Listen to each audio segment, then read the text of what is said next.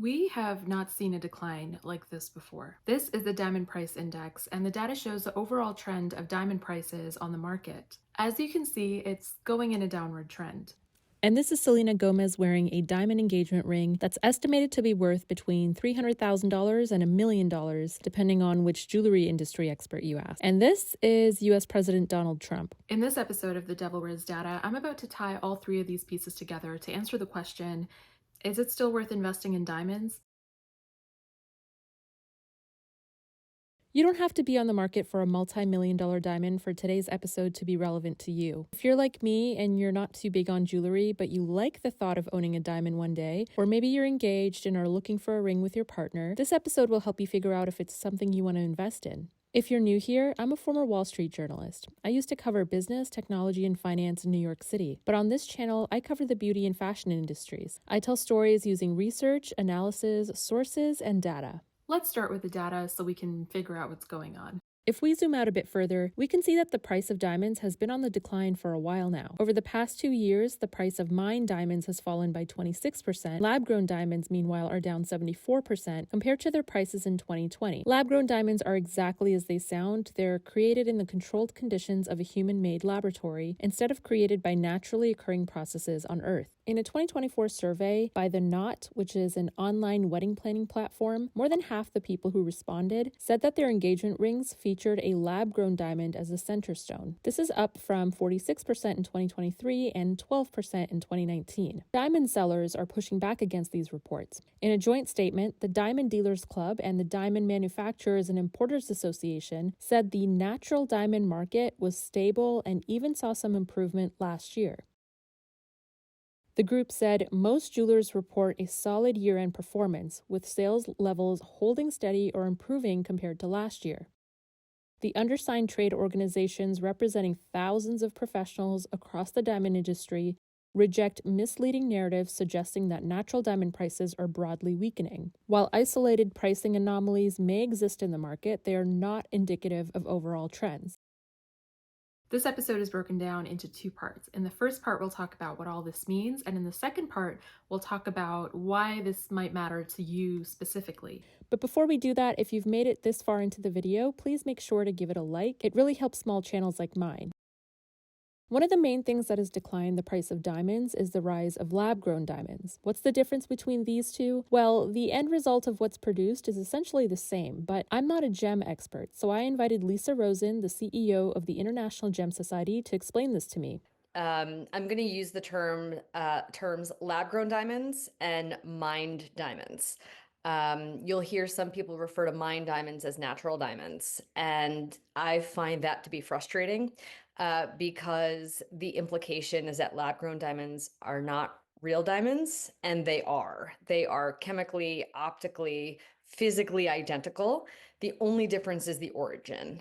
And so my feeling is that when someone refers to a mined diamond as a natural diamond, they are insinuating that a lab-grown diamond is a fake diamond. And that's sort of a hallmark of the industry. In my opinion, lab and mined are indistinguishable, right? You need like a very expensive machine to actually tell the difference between the two. Lisa tells me that the technology to make a lab-grown diamond has gotten a lot cheaper over the years. So the sheer number of lab-grown diamonds we're seeing on the market is unprecedented and unlike ever before. There's this question I saw on Reddit of someone asking, why does everyone have a huge diamond these days? And the first comment says, custom goldsmith for 20 plus years. Man-made stones, specifically moissanite and lab diamonds, have completely taken over, and I think it's great for several reasons. You can build your dream ring at 3 very distinct budgets. Depending on what stone you go with, the scale of everything I build today is so much bigger from 10 and 20 years ago. So lab-grown diamonds are getting quite popular, and that's changing things in a big, big way. And that is putting enormous pressure on mined diamond prices. And so I think we haven't seen a disruption in the diamond sector at this scale since De Beers convinced everybody that they needed to have a diamond as an engagement ring and it needed to cost, 3 months' salary. And so I think that was around, 1920s, 1930s. that they developed that marketing campaign, which was very disruptive in a good way for the industry. And so this is really a whole different ballgame. It's completely turning the industry on its head. If you're not familiar with De Beers, it's a major diamond producer, and company supply management can significantly impact the diamond price index that we discussed earlier. De Beers draws its value from the diamond market. And I won't go into too much detail about the company because that could be an entire episode of its own, but I will mention some interesting data about it. In 2024, De Beers has cut diamond prices by 10 to 15%.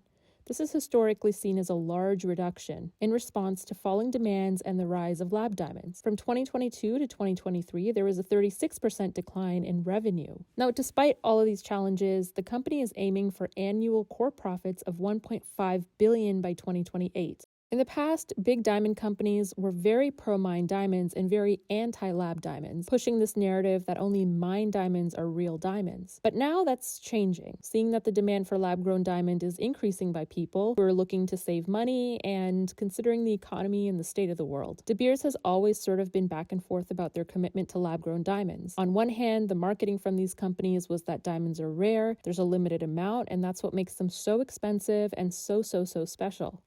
But lab-grown has shown that, well, you can produce diamonds under different conditions, and that the person buying it doesn't care because they're getting something identical to a diamond for a cheaper price. Which brings me to the second point of what happened. The reason this is happening is broader economic and cultural factors. For example, the pandemic influenced economic slowdown, which led people to buy fewer luxury items like expensive purses, expensive shoes, and diamonds, and fewer marriage proposals, and a shift toward experiences over stuff has played a role in all this.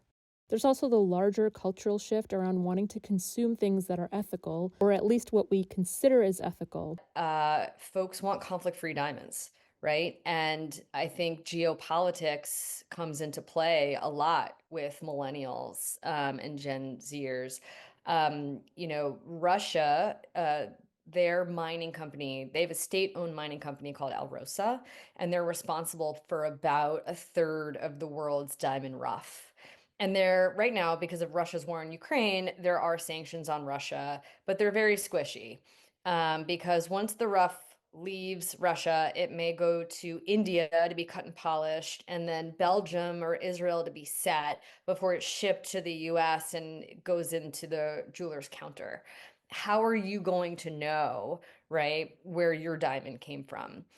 You are a lot more assured that you have a conflict-free diamond if you buy a lab-grown diamond rather than a mined diamond. And so I think sustainability is a tough one on lab-grown diamonds, though, because it takes a lot of energy, as you would imagine, to produce a lab-grown diamond. So I don't like to talk about that. But I think the conflict-free uh, sort of blood diamond messaging resonates a lot with the younger generation. Okay, so the two big factors seem to be the rise of lab-grown diamonds along with a changing broader culture around how much people are willing to spend on jewelry. So how are family-owned shops doing at this time? Manhattan's Diamond District, where I've window shopped many times, has a lot of tiny shops. I think they're going to go out of business.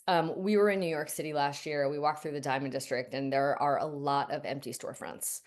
And we do think it's because the average order value for a diamond ring is just dropping through the floor because lab-grown diamonds are so much cheaper.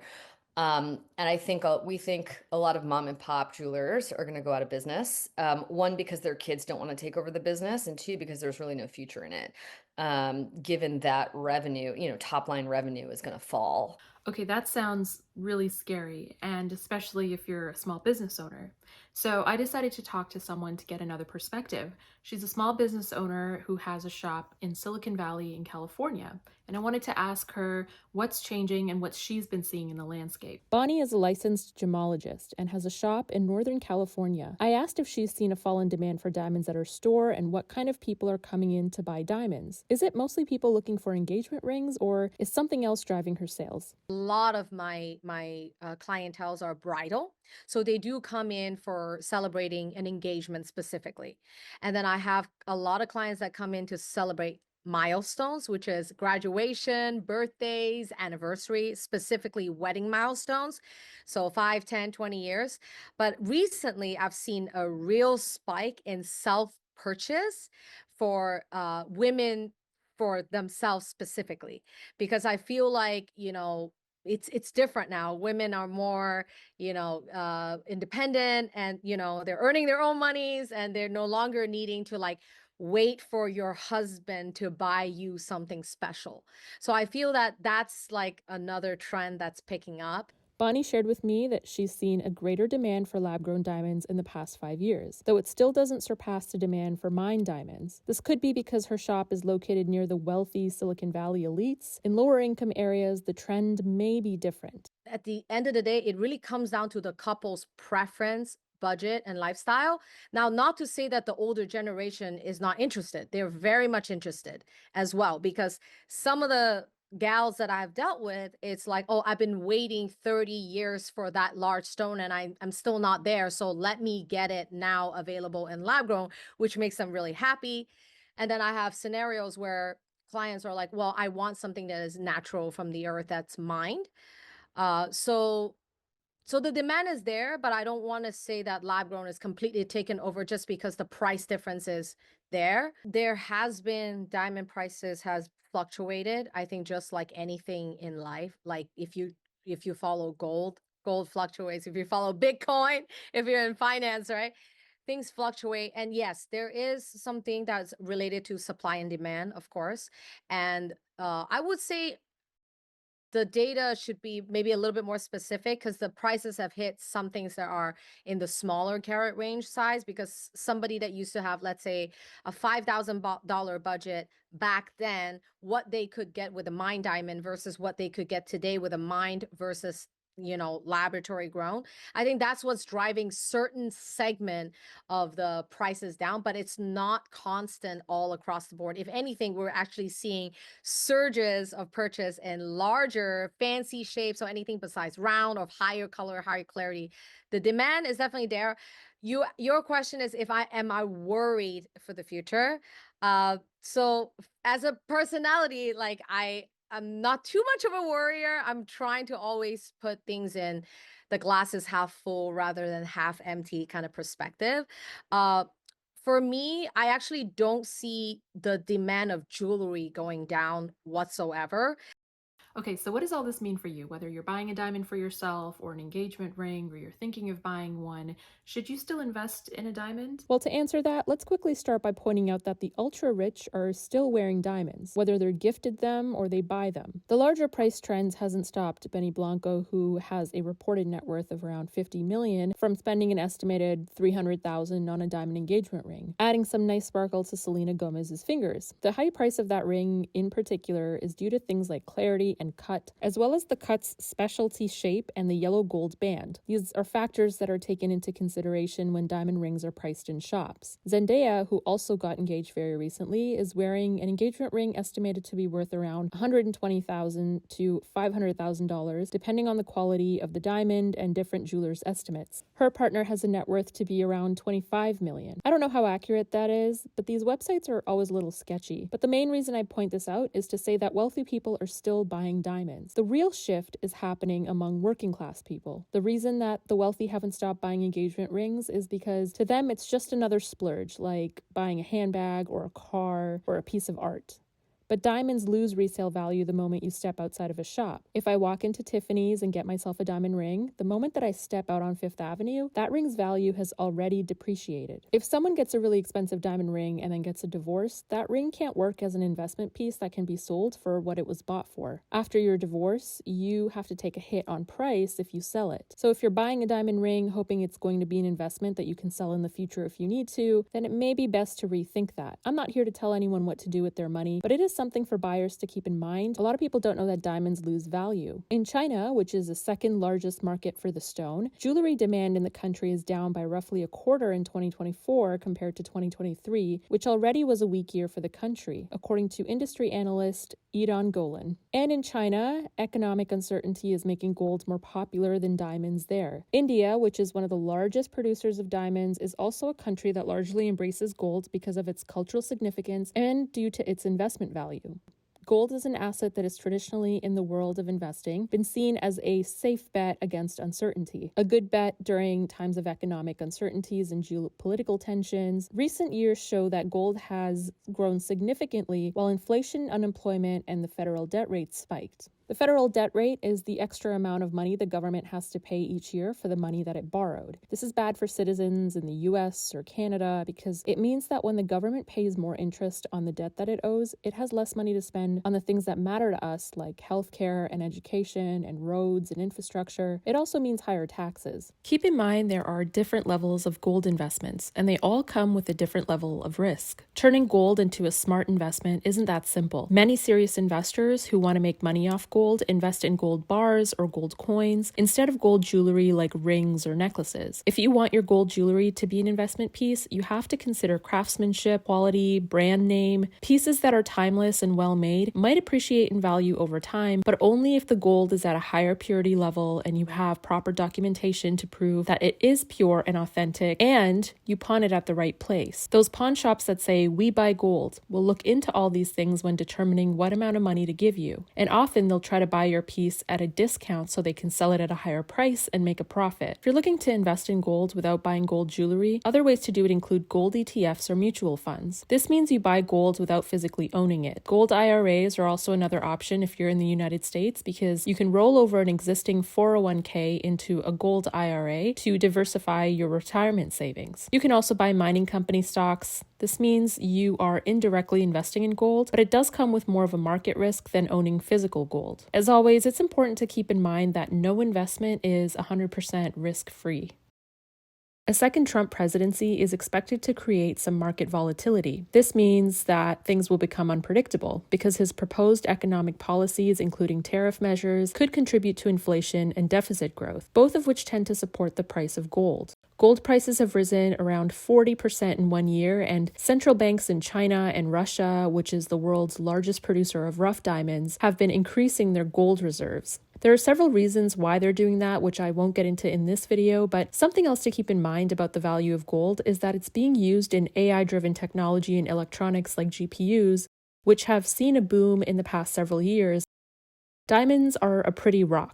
Gold is a commodity. Maybe proposing with a document that shows you bought your partner gold shares will become the norm instead of proposing with a diamond ring. I'm obviously kidding. I think the messaging around a diamond ring is so well baked into our culture that I don't think we're going to stop seeing diamond ring proposals anytime soon. Investing in diamonds is a strictly personal choice, as is the case with any luxury spend. I don't care if you buy diamonds or gold or you get your jewelry from Claire's.